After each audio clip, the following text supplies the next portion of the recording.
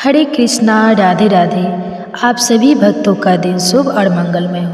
कान्हा जी का आशीर्वाद आप सभी भक्तों पर सदा सर्वदा बना रहे। आप सभी भक्तों का हमारे चैनल में दिल से स्वागत है। पौष मास का हर दिन हमें धर्म, तप और सत्य के मार्ग पर चलने की प्रेरणा देता है। आज पौष मास की 12वें दिन की कथा सुनने का यह पुण्य अवसर है और यह कथा न केवल जीवन को पवित्र बनाती है बल्कि हमारी आत्मा को परम शांति की ओर भी ले जाती है। तो आइए आज की इस पुण्य कथा का श्रवण करें और अपने जीवन को सार्थक बनाएं। इससे पहले का अध्याय तो आपने सुना ही होगा। आप सुनिए आज की कथा। नारायण मुनि कहते हैं, हे नारद, परशुराम जी ने ब्रह्मा जी की बात सुनकर उन जगत गुरु को प्रणाम किया और उनसे वरदान पा वे सफल मनोरथ होकर शिवलोक को चल दिए। वायु के आधार पर टिका हुआ वह मनोहर लोक 1,00,000 योजन ऊंचा और ब्रह्मा लोक से विलक्षण है। उसका वर्णन करना अत्यंत कठिन है। उसके दक्षिण भाग में बैकुंठ और वाम भाग में गौरी लोक है। नीचे की ओर ध्रुव लोक है जो संपूर्ण लोकों से परे कहा जाता है। उन सबके ऊपर 50 करोड़ योजन के विस्तार वाला गोलोक है। उससे ऊपर दूसरा लोक नहीं है, वही सर्वोपरि कहा जाता है। मन के समान वैशाली योगेंद्र परशुराम जी ने उस शिवलोक को देखा। वह महान अद्भुत लोक उपमान और उपमेय से रहित अर्थात अनुपम श्रेष्ठ योग इंद्रियों सीधो विद्या विशारद करोड़ों कल्पों की तपस्या से पवित्र शरीर वाले पुण्य आत्माओं से निसे मनोरथ पूर्ण करने वाले कल्प वृक्षों के समूह से भरा हुआ असंख्य कामधेनु के समुदायों से सुभूषित था। वह नाना प्रकार की पच्चीकारी से युक्त उत्तम मणियों की कलश से उज्ज्वल दिखने वाले अमूल्य मणियों द्वारा निर्मित 100 करोड़ भवनों से युक्त था। उसके रमणीय मध्य भाग में उन्हें शंकर जी का भवन दिख पड़ा। उस परम मनोहर भवन के चारों ओर बहुमूल्य मणियों की 4 दीवारी का निर्माण हुआ था। वह इतना ऊंचा था कि आकाश का स्पर्श कर रहा था। उसका रंग दूध और जल के समान उज्ज्वल था। उसमें 16 दरवाजे थे और वह सैकड़ों ऐसे मंदिरों से सुशोभित था जो अमूल्य रत्न द्वारा निर्मित और रत्नों की सीढ़ियों से विभूषित थे। नाना प्रकार के चित्रों से चित्रित होने के कारण वह अत्यंत सुहावना लग रहा था। उसके द्वार पर 2 भयंकर द्वारपाल नियुक्त थे जिन्हें परशुराम जी ने देखा। उनकी आकृति बड़ी बेडौल थी। दांत और मुख बड़े बड़े विकराल थे। 3 बड़े बड़े नेत्र थे जिनमें कुछ पीली माँ और लाली माँ छा हुई थी। वे जले हुए पर्वत के समान काले और महान बल पराक्रम से संपन्न थे। शरीर उत्तम बाघ और विभूषित थे त्रिशूल और पटाक्ष किए हुए। वे दोनों ब्रह्मा तेज से प्रकाशित हो रहे थे।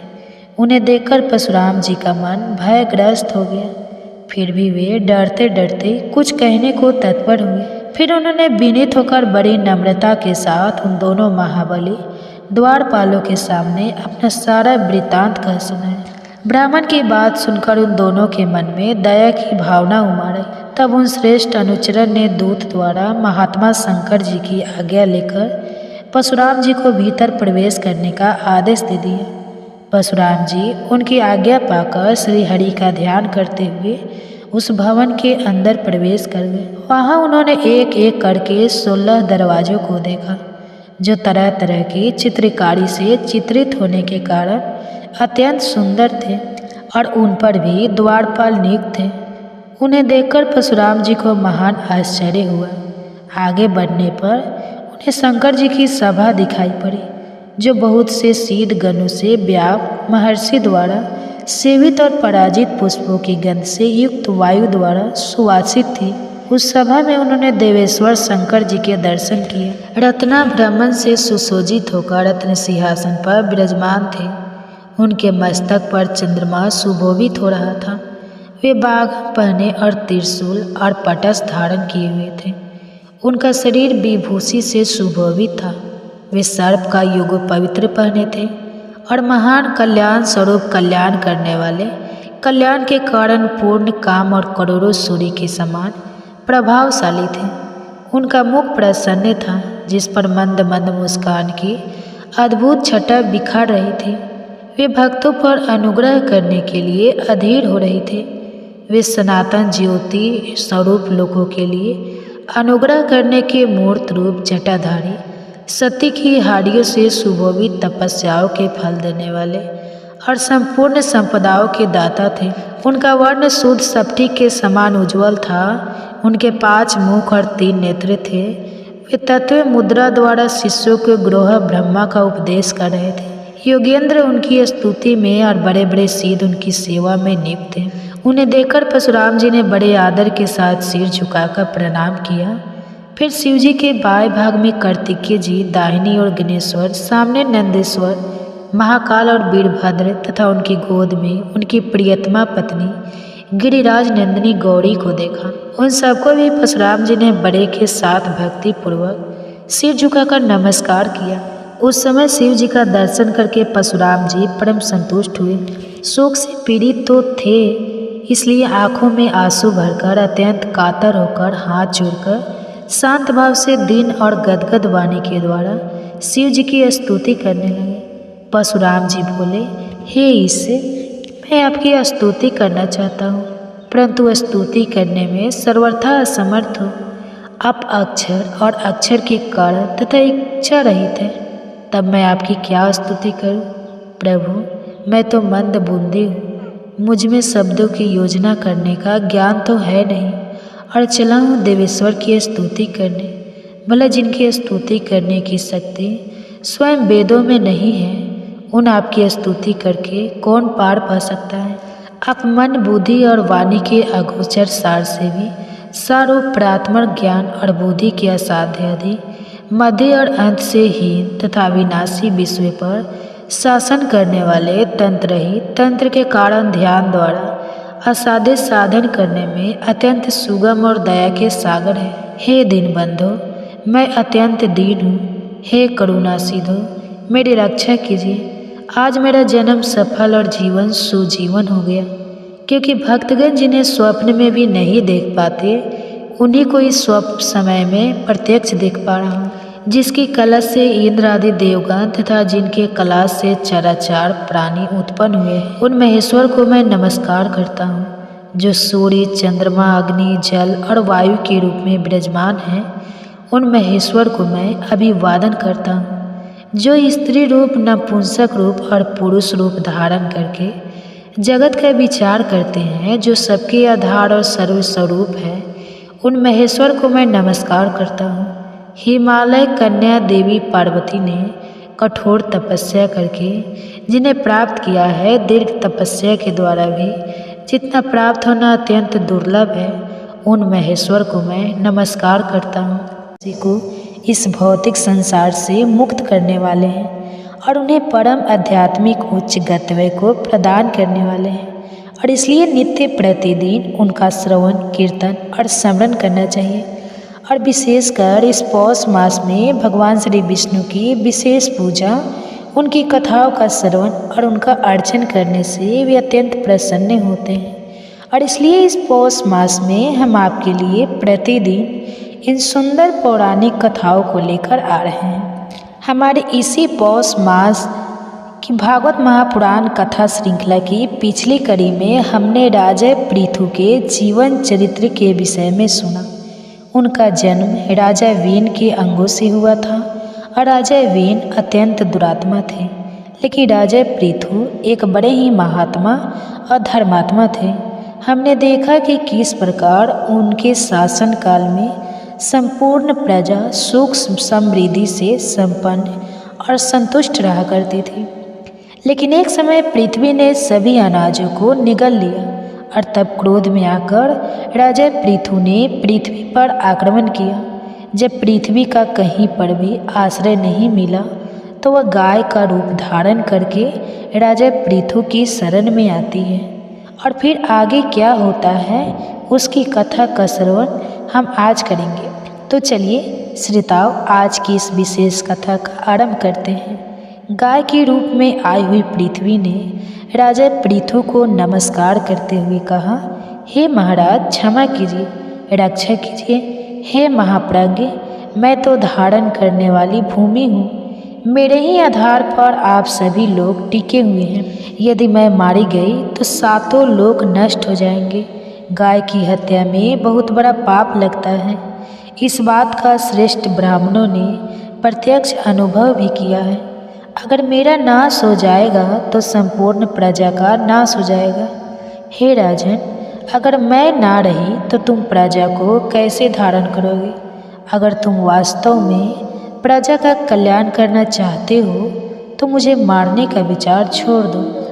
हे भूपाल, मैं तुम्हें एक हित की बात बता रही हूँ। सुनो, अपने क्रोध पर नियंत्रण रखो। मैं अनमय हो जाऊंगी, समस्त प्रजा को धारण करूंगी। मैं स्त्री हूँ, मैं अवध मानी गई हूँ। मुझे मारकर तुम्हें प्रायश्चित का भागी बनना पड़ेगा। गाय के रूप में आई हुई पृथ्वी के यह वचन सुनकर राजा पृथु ने कहा, अगर किसी एक महापाप और दुराचारी का वध करने पर सब लोग सुख से जी सके और पुण्यदर्शी साधु पुरुषों को सुख मिल सके तो एक पापी पुरुष का विनाश करना ही कर्तव्य माना गया है। हे वसुंधरे, तुमने भी प्रजा के संपूर्ण स्वार्थों का विनाश कर दिया है। इस समय जितने भी बीज थे उन सबको तुमने पचा लिया है। इस प्रकार बीजों को अपने अंदर हड़प कर तुम स्वयं तो स्थिर हो गए हो, लेकिन प्रजा को मार रही हो। ऐसी दशा में अब तुम कहाँ जाओगी? संसार के हित के लिए मेरा यह कार्य करना उत्तम ही होगा। तुमने मेरी आज्ञा का उल्लंघन किया है, इसलिए इन तीखे बाणों से मारकर मैं तुम्हें मृत्यु के द्वार पहुंचा दूंगा। तुम्हारे ना रहने पर मैं त्रिलोकी में रहने वाली पावन प्रजा को अपने ही तेज और धर्म के प्रभाव से धारण कर सकता हूँ, और इसमें कोई संदेह नहीं है। हे वसुंधरे, मेरा शासन धर्म के अनुकूल है, इसलिए इसे मारकर मेरी आज्ञा से तुम प्रजा के जीवन की सदा ही रक्षा करो। अगर इस प्रकार आज ही मेरी आज्ञा मान लो कि तो मैं प्रसन्न होकर तुम्हारी रक्षा करूँगा। जब राजा पृथ्वी इस प्रकार कह रहे थे तो पृथ्वी देवी गाय के रूप में खड़ी हुई थी। उनका शरीर बाणों से आच्छादित हो रहा था। उन्होंने धर्मात्मा और परम बुद्धिमान राजा पृथु से कहा, हे महाराज, आपकी आज्ञा सत्य और पुण्य से युक्त है, इसलिए प्रजा के लिए मैं उसका विशेष रूप से अवश्य पालन करूँगी। हे राजेंद्र, तुम स्वयं ही कोई उपाय सोचो जिससे तुम्हारे सत्य का पालन हो सके और तुम इन प्रजा को भी प्रण कर सके। मैं भी जिस प्रकार संपूर्ण प्रजा की वृद्धि कर सकूं, ऐसा कोई उपाय बताओ। मेरे शरीर में तुम्हारे उत्तम बाण धंसे हुए हैं, उन्हें निकाल दो और हर ओर से मुझे सम्मिलित बना दो, जिससे मेरे अंदर दुग्ध स्थिर रह सके। पृथ्वी की इस बात सुनकर राजा पृथु ने अपने धनुष के अग्रभाग से विभिन्न रूप वाले भारी भारी पर्वतों को उखाड़ डाला, भूमि को समतल बना दिया और उन्होंने पृथ्वी के शरीर से अपने बाणों को स्वयं ही निकाल दिया। उनके अभिभारों से पहले केवल प्रजा आनंद हुई थी, कोई सच्चा राजा नहीं हुआ था।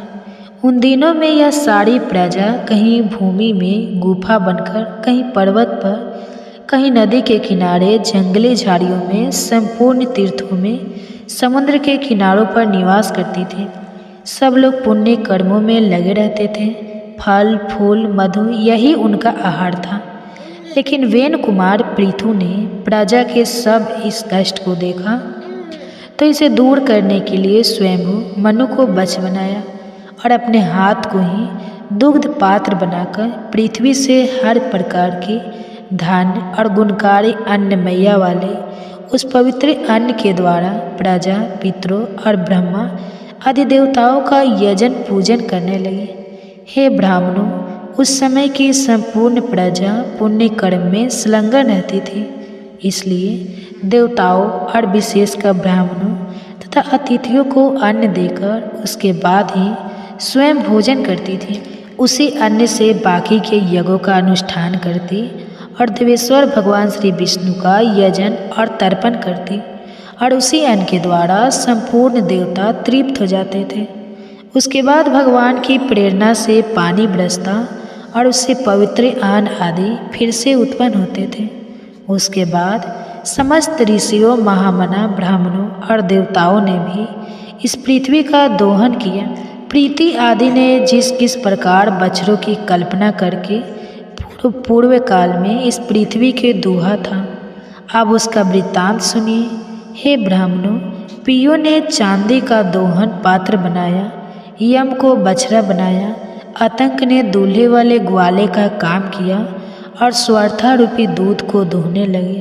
तत्पश्चात सर्पों और नागों ने तक्षक को बछड़ा बनाया, तुम्बी का पात्र हाथ में लिया और 20 रूपी दूध दुहा। वे महाबली और महाकाय भयानक सर्प उस बीज से ही अपना जीवन धारण करते हैं। विषय उनका आधार है, आचार है और पराक्रम है। इसी प्रकार समस्त असुरों और दानवों ने भी अन्न के अनुरूप लोहे का पात्र बनाया।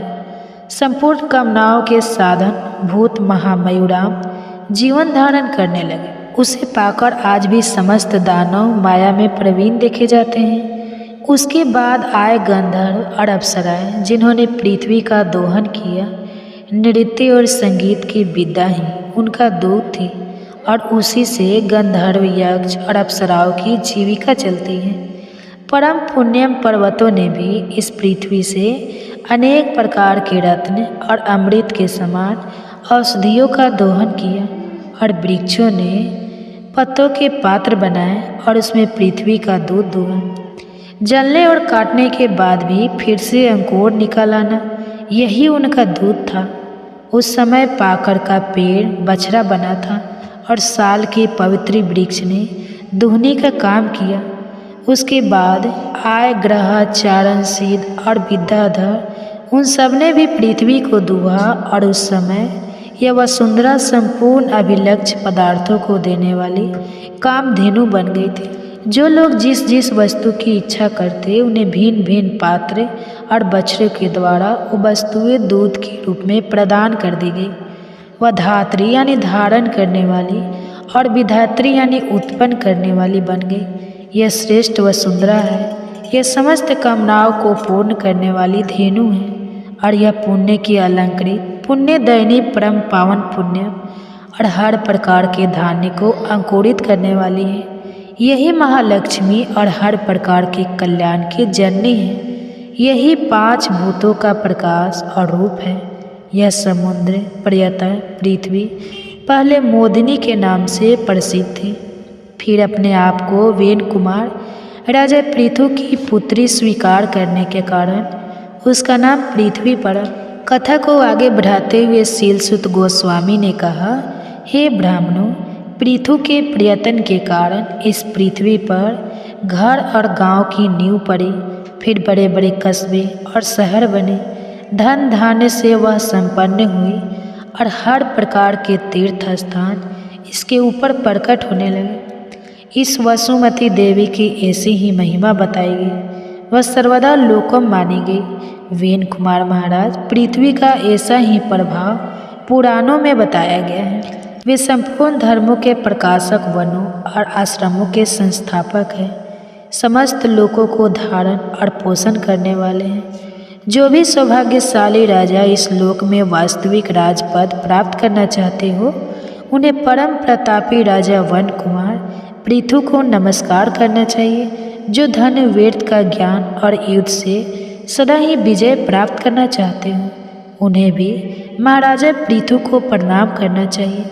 महाराज पृथु राजा महाराजाओं को भी जीविका प्रदान करने वाले थे। और हे ब्राह्मणों, उनके जीवन का यह प्रसंग धन, यश, आरोग्य और पुण्य प्रदान करने वाला है। जो भी मनुष्य महाराज पृथ्वी के इस सुंदर चरित्र का श्रवण करता है, वर्णन करता है, उसे प्रतिदिन गंगा स्नान करने का फल मिलता है और वह हर प्रकार के पापों से शुद्ध होकर भगवान श्री विष्णु के परम धाम को प्राप्त करता है। तो यह थी शास्त्रों में वर्णित राजा पृथु के जीवन की कथा और उनकी महिमा का वर्णन। हमें आशा है कि आपको आज की यह कथा अच्छी लगी होगी। राजा पृथु का जीवन चरित्र वास्तव में सर्वश्रेष्ठ है और वह हमें श्रीमद् भागवत महापुराण और अन्य ग्रंथों में भी प्राप्त होता है। लेकिन राजा पृथु का जीवन चरित्र सुनने के बाद अब नयन सारे में एकत्रित हुए सभी ऋषियों के मन में एक और जिज्ञासा प्रकट हुई, और वह थी राजा पृथु के पिता राजा वेन के विषय में। और वह क्या थी वह हम सुनेंगे हमारे इसी पौष मासा कथा श्रृंखला की अगली कड़ी में। उसे सुनने के लिए आपके अपने चैनल को सब्सक्राइब करके रख लीजिए, नोटिफिकेशन ऑन रखिए हमारे चैनल पर जो वीडियो अपलोड होगा, ताकि आप उसको देख सकें। और हम आपसे मिलेंगे इसी विशेष पौष मास कथा की अगली कड़ी के साथ कल प्रातः। सारने में एकत्रित हुए ऋषियों ने कहा, हे महाभागे, पृथु के जन्म का विस्तार पूर्वक वर्णन करें, हम उनकी कथा सुनना चाहते हैं। महाराज पृथु ने जिस प्रकार इस पृथ्वी का दोहन किया था, देवताओं और तत्ववेता ऋषि मुनियों को भी जिस प्रकार उन्होंने दुहा था, वह संपूर्ण प्रसंग हम सुनना चाहते हैं। कृपा हमें आप उसका वर्णन क्या है सुनाइए। तब शीलसुत गोस्वामी ने कहा, हे ब्राह्मणों, मैं वेन कुमार पृथु के जन्म पराक्रम और क्षत्रिय उचित पुरुषार्थ का अब विस्तार से वर्णन करूँगा। इस विषय में महान ऋषियों ने जो रहस्यपूर्ण बातें बताई हैं, उनका भी मैं आपको वर्णन कर सुनाऊंगा। जो भी मनुष्य वेन के पुत्र इस पृथु की कथा को विस्तार पूर्वक कहता है, उसके 7 जन्मों के पाप नष्ट हो जाते हैं, क्योंकि राजा पृथु का जन्म वृतांत संपूर्ण चरित्र मनुष्य के संपूर्ण पापों को नाश करने वाला और अत्यंत पवित्र है। अब ध्यान से सुनिए। प्राचीन काल में अंग नाम के एक प्रजापति थे। उनका जन्म अत्रि वंश में हुआ था।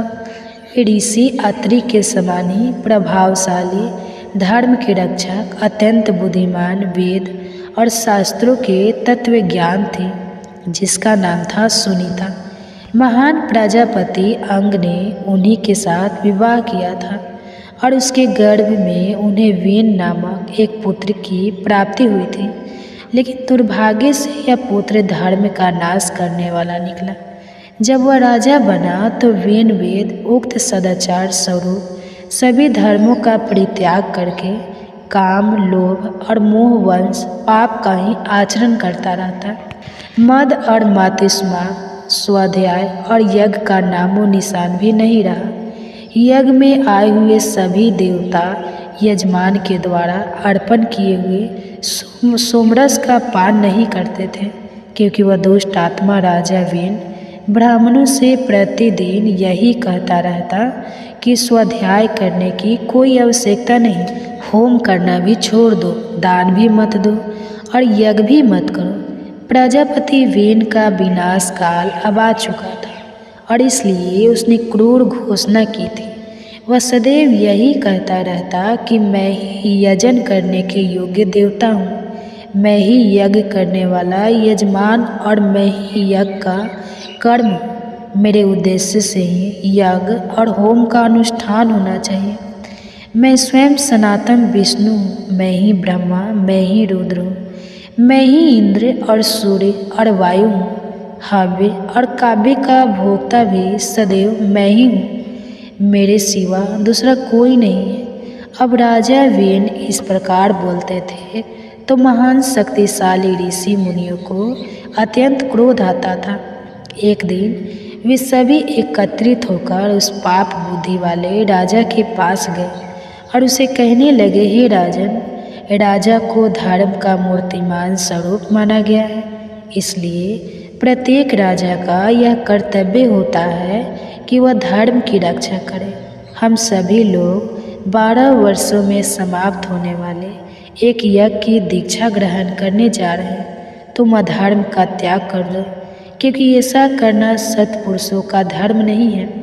तुमने यह प्रतिज्ञा की है कि मैं राजा होकर धर्म का पालन करूँगा, इसलिए उस प्रतिज्ञा के अनुसार धर्म करो, सत्य और पुण्य को आचरण में लाओ।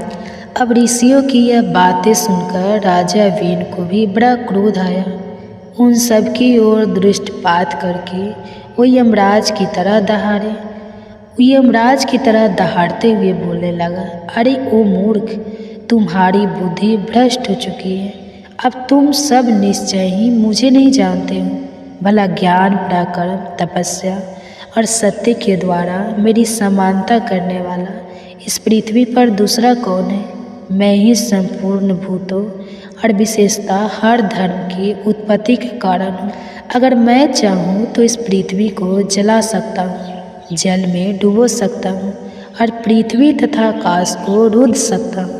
ऋषियों द्वारा समझाए जाने पर भी जब राजा वेन को किसी प्रकार से अधर्म मार्ग से हटाया न जा सका, तब सभी ऋषियों ने क्रोध में आकर उसे बलपूर्वक पकड़ लिया और वो विवश होकर छटपटाने लगा। और इधर क्रोध में भरे हुए ऋषियों ने राजा वेन की बाएं जांघ को मथना शुरू किया। उसे काले अंजन की राशि के समान एक छोटे कद का मनुष्य प्रकट हुआ। उसकी आकृति विलक्षण थी। उसका मुंह लंबा था, आंखें विकराल और नीले कवच के समान उसका काला रंग था। उसके कान मोटे और चौड़े थे, उसकी बाहें बेडो रूप थे बड़ी हुई थी और उसका पेट विशाल और भादा सा दिख रहा था। ऋषियों ने उसकी ओर देखा और कहा, निषद निषद यानी बैठ जाओ। उन सब की बात सुनकर वह भय से व्याकुल हो गया और चुपचाप बैठ गया। ऋषियों ने निषेध कहकर उसे बैठने की आज्ञा दी थी, इसलिए उसका नाम निषाद पड़ा। पर्वतों और वनों में ही उसके वंश की प्रतिष्ठा हुई। निषाद, किरात, भील, नरक, ब्राह्मण, पुलिन और जितने भी मलेच्छक जाति के पाप आचरण करने वाले मनुष्य हैं, वे सभी राजा वेन के उसी अंग से उत्पन्न हुए थे। अब ऋषि मुनियों ने यह जान लिया कि राजा वेन का पाप अब निकल चुका है और तब उन्हें अत्यंत प्रसन्नता हुई। अब उन्होंने राजा के दाहिनी हाथ का मंथन करना आरंभ किया। उससे पहले तो पसीना निकला, लेकिन जब पुनः जोर से मंथन किया गया तब वेन के उस सुंदर हाथ से एक पुरुष का प्रादुर्भाव हुआ, जो स्वयं 12 सूर्य के समान तेजस्वी थे।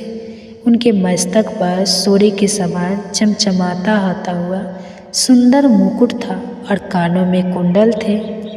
उस महाबलशाली राजकुमार ने आज गौ नाम का आदि धनुष से दिव्य पान और अक्षय के लिए कांतिमान कवच धारण किए हुए थे और उस राजकुमार का नाम पृथु था।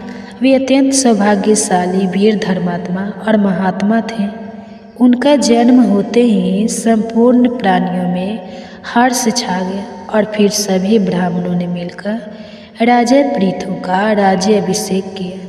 उसके बाद स्वयं ब्रह्मा जी, सभी देवतागण और अनेक प्रकार के स्वाथर जंगल प्राणियों ने भी मिलकर महाराज पृथु का अभिषेक किया। राजा पृथु के पिता राजा वेन ने कभी भी अपनी प्रजा को संतुष्ट नहीं किया था, लेकिन पृथु ने सबका मनोरंजन किया और इस वजह से संपूर्ण प्रजागण सुखी होकर आनंद का अनुभव करने लगे। उन महात्मा नरेश के भय से समुद्र का जल भी शांत रहने लगा। जब उनका रथ चलता उस समय पर्वत दुर्गम मार्ग को छिपाकर उन्हें उत्तम मार्ग दे देते थे। पृथ्वी बिना जोते ही अनाज तैयार करके दे देती थी।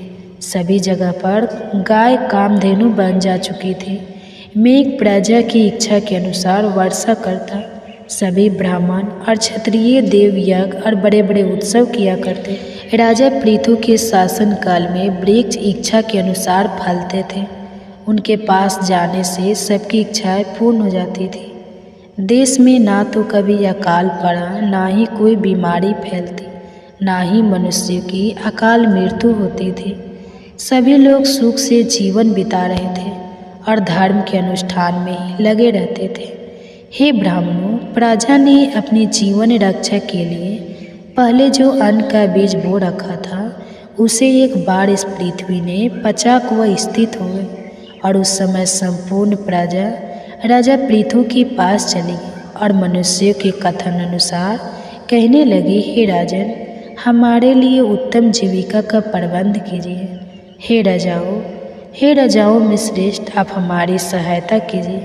पृथ्वी हमें अन्न नहीं दे रही है। जब राजाओं में श्रेष्ठ पृथु ने देखा तो उसे प्रजा के ऊपर अत्यंत स्नेह उत्पन्न। वो समझ पाया कि समय उसकी प्रजा के ऊपर एक भय उत्पन्न हुआ है और यह देखकर महर्षियों की बात मानकर महाराज पृथु ने अपना धनुष और बाण हाथ में लिया और क्रोध में आकर बड़े वेग से पृथ्वी के ऊपर उसने आक्रमण किया। पृथ्वी गाय का स्वरूप धारण करके तीव्र गति से स्वर्ग की ओर भागने लगे और फिर क्रमशः वह ब्रह्मा जी, भगवान विष्णु और रुद्र आदि देवताओं की शरण में गए, लेकिन कहीं पर भी उसे अपने सुरक्षा का स्थान नहीं मिल पाया। जब अंत में उसने देखा कि उसकी रक्षा का कोई उपाय नहीं है, तो वह वेन कुमारी पृथु की ही शरण में आई और वानों के आघात से व्याकुल होकर उन्हीं के पास खड़ी हो गई। उन्हें नमस्कार करके विनम्रतापूर्वक उनसे कहने लगे। उस समय पृथ्वी ने राजा पृथु से क्या कहा और उसके प्रत्युत्तर में राजा ने कैसा व्यवहार किया, यह सब हम जानेंगे हमारी इसी पौष मास कथा की भागवत महापुराण की कथा की अगली कड़ी। और इसे सुनने के लिए आपको क्या करना है यह आप जानते ही हैं। अगर अभी तक नहीं किया है तो आपके अपने चैनल वंदना काव्य को सब्सक्राइब करके रख लीजिए। बेल आइकन दबाकर नोटिफिकेशन ऑन रखिए ताकि कल सुबह आने वाली कथा को भी आप सरलता से सुन पाए। अगर राजा पृथु का यह प्रसंग आपको सुनना अच्छा लग रहा है तो आपके परिवारजनों और मित्रों को भी अच्छा लगेगा। उन्हें भी यह कथा शेयर कर दीजिए। इस पवित्र पौष मास में भगवान की दिव्य लीलाओं और कथाओं का अधिक से अधिक श्रवण भी करना चाहिए और उसे लोगों तक पहुंचाना भी चाहिए। और हम आपसे मिलेंगे इसी कथा की अगली कड़ी के साथ कल प्रातः। तो हरे कृष्णा। तो आप कमेंट्स करके या हो सके तो शेयर करके इस वीडियो को इतना दूर तक फैलाइए कि सभी व्यक्ति जिन लोगों मुझसे चैनल से जुड़े हैं और आप सभी का सहयोग मुझे हमेशा प्राप्त होता रहा है। उम्मीद है आगे भी भागवत महापुराण की जो कथाएं आपको सुनाई जाएंगी उसमें भी आप अपना प्यार इसी प्रकार से बनाए रखेंगे। आज के इस अध्याय के अंत में आप भागवत कथा की आरती भी सुनेंगे। मैंने अपना प्रयास किया है कि मैं आपको गाकर आरती सुना सकूं। फिर भी जो गलती हो जाए तो उसके लिए मुझे आप क्षमा कर दीजिएगा। महर्षि व्यास जी कहते हैं कि जिनका स्वरूप है सच्चिदानंदन घन, जो अपने सौंदर्य और माधुर्य आदि गुणों से सबका मन अपनी ओर आकर्षित कर लेते हैं और सदा सर्वदा अनंत सुख की वर्षा करते रहते हैं, जिनकी ही शक्ति से इस विश्व की उत्पत्ति, स्थिति और प्रलय होते हैं, उन भगवान श्री कृष्ण को हम भक्ति रस का आस्वादन करने के लिए नित्य निरंतर प्रणाम करते हैं। नम शरण श्री क्षेत्र में श्री सूत जी स्वस्थ चित्त से अपने आसन पर बैठे हुए थे। उस समय भगवान की अमृत लीला कथा के रसिक उसके रसास्वादन में अत्यंत कुशल शौनक आदि ऋषियों ने सूत जी को प्रणाम करके उनसे यह प्रश्न किया।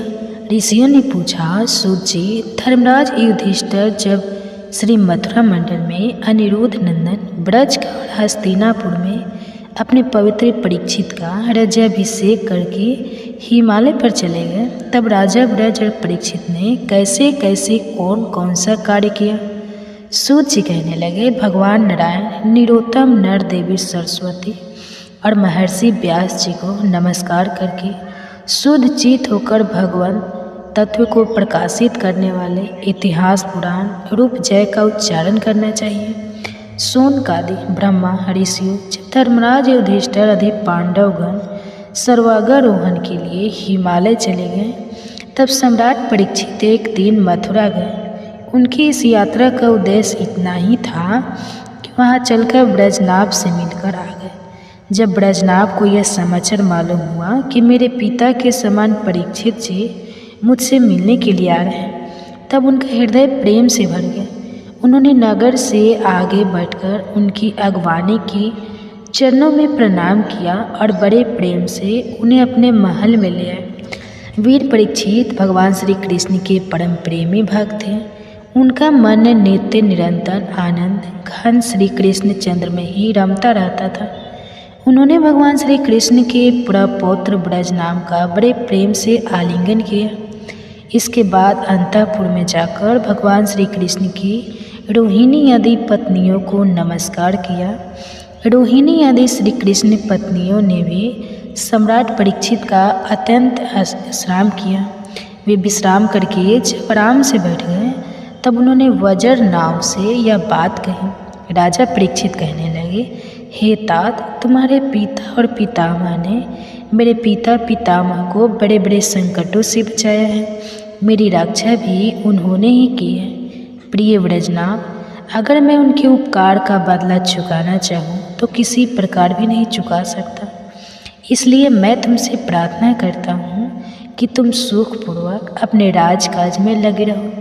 तुम्हें अपने खजाने की, सेना की या शत्रुओं को दबाने आदि की तनिक भी चिंता नहीं करनी चाहिए। तुम्हारे लिए कोई कर्तव्य है तो केवल एक ही, वह यह कि तुम्हें अपनी इन माताओं की खूब प्रेम से भली भांति सेवा करते रहना चाहिए। अगर कभी तुम्हारे ऊपर कोई आपत्ति विपत्ति आए या किसी कारणवश तुम्हारे हृदय में अधिक दुख का अनुभव हो तो मुझसे बतलाकर निश्चित हो जाना। मैं तुम्हारी सारी चिंताएं दूर कर दूंगा। सम्राट परीक्षित की यह बात सुनकर ब्रजनाभ को बड़ी प्रसन्नता हुई। उन्होंने राजा परीक्षित से कहा, महाराज, आप मुझसे जो कुछ भी कह रहे हैं वह सर्वथा आपके अनुरूप है। आपके पिताजी ने भी मुझे धनुर्वेद की शिक्षा देकर मेरा महान उपकार किया है, इसलिए मुझे किसी बात की तनिक भी चिंता नहीं है, क्योंकि उनकी कृपा से मैं क्षत्रिय चित सूरवर्ता से भली भांति बस मुझे केवल एक बात की बहुत बड़ी चिंता है।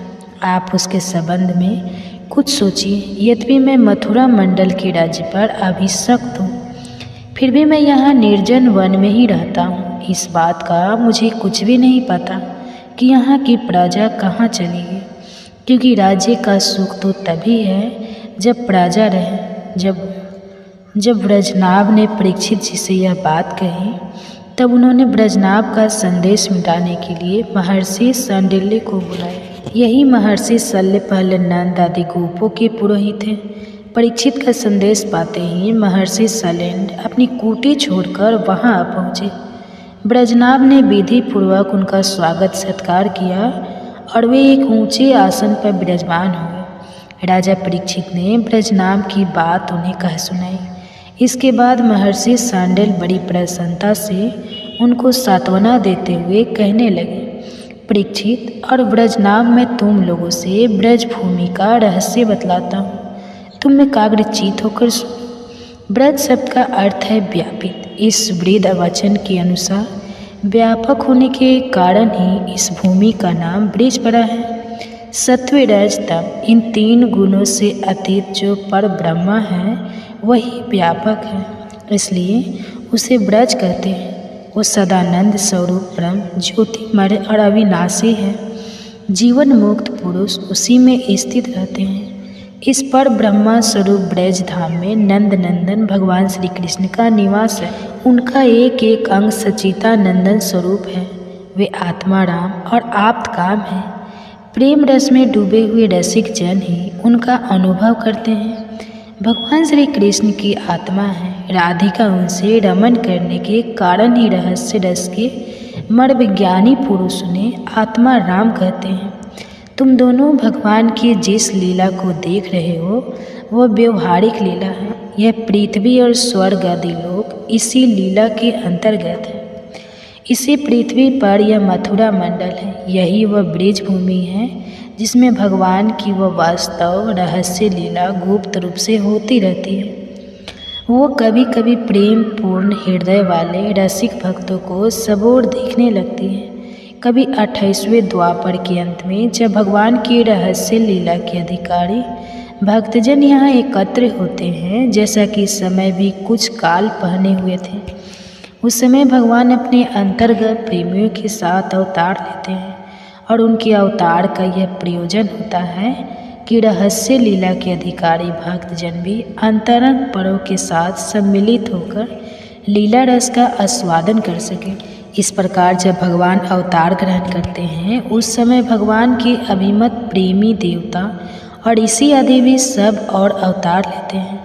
अभी अभी जो अवतार हुआ था उसमें भगवान अपने सभी प्रेमियों की अभिलाषाएं पूर्ण करके अब अंतर ध्यान हो चुके हैं। इससे यह निश्चय हुआ कि यहाँ पहले 3 प्रकार के भक्तजन उपस्थित थे, इसमें संदेह नहीं। उन तीनों में प्रथम तो उनकी श्रेणी है जो भगवान के नित्य अंतर्गत पार्षद हैं, जिनका भगवान से कभी वियोग होता ही नहीं। दूसरे वे हैं जो केवल भगवान को पाने की इच्छा रखते हैं, उनके अंतर्गत लीला में अपना प्रवेश चाहते हैं। तीसरी श्रेणी में देवता आदि हैं। इनमें से जो देवता आदि के अंश से अवतीर्ण हुए थे, उन्हें भगवान ने ब्रज भूमि से हटाकर पहले ही द्वारिका पहुंचा दिया था। फिर भगवान ने ब्राह्मण के श्राप से उत्पन्न मसूल को निमित्त बनाकर युवतिकुल में अवैध देवताओं को स्वर्ग में भेज दिया और फिर से अपने अपने अधिकार पर स्थापित कर दिया। और जिन्हें एकमात्र भगवान को ही पाने की लालसा है, उन्हें प्रेमानंद स्वरूप बनाकर श्री कृष्ण ने सदा के लिए अपने नित्य अंतर्गत पार्षदों में सम्मिलित कर लिया। जो नित्य पार्षद है वे यद्यपि यहाँ गुप्त रूप से होने वाली नित्य लीला में सदा ही रहते हैं, फिर भी जो उनके दर्शन के अधिकारी नहीं हैं, ऐसे पुरुषों के लिए वे भी अदृश्य हो गए हैं। जो लोग व्यवहारिक लीला में स्थित है वे नित्य लीला का दर्शन पाने के अधिकारी नहीं है। इसलिए यहाँ आने वालों को सब और वंश सुना ही सना दिखाई देता है, क्योंकि वे वास्तविक लीला में स्थित भक्तजनों को नहीं देख सकते। इसलिए वृद्ध जनाब, तुम्हें बिल्कुल भी चिंता नहीं करनी चाहिए। तुम मेरी आज्ञा से यहाँ बहुत से गांव बसाओ, इससे निश्चय ही तुम्हारे मनोरथ की सिद्धि होगी। भगवान श्री कृष्ण ने जहाँ जैसी लीला की है उसके अनुसार उस स्थान का नाम रखकर तुम अनेकों गांव बसाओ और इस प्रकार दिव्य ब्रज भूमि की भली की सेवन करते रहो। गोवर्धन, दीर्घपुर अर्थात डीग, मथुरा, महावन अर्थात गोकुल, नंदीग्राम अर्थात नंदगांव और बृहत्साना अर्थात बरसाना आदि में तुम्हें अपने लिए छावनी बनवानी चाहिए। उन जगहों पर रहकर भगवान की लीला के स्थल, नदी, पर्वत, घाटी, सरोवर और कुंड या कुंज, वन आदि का सेवन करते रहना चाहिए। ऐसा करने से तुम्हारे राज्य में प्रजा बहुत ही संपन्न होगी और तुम भी अत्यंत प्रसन्न रहोगे। यह ब्रज भूमि सच्चिदानंदमय है, इसलिए तुम्हें प्रयत्न पूर्वक इस भूमि का सेवन करना चाहिए। मैं आशीर्वाद देता हूँ, मेरी कृपा से भगवान की लीला के जितने भी स्थल हैं सबकी तुम्हें ठीक ठीक पहचान हो जाएगी। ब्रजनाथ, इस ब्रज भूमि का सेवन करते रहने से तुम्हें किसी दिन उद्धव जी मिल जाएंगे। फिर तो अपनी माताओं सहित तुम उन्हीं की इस भूमि का तथा भगवान की लीला का रहस्य भी जान लो।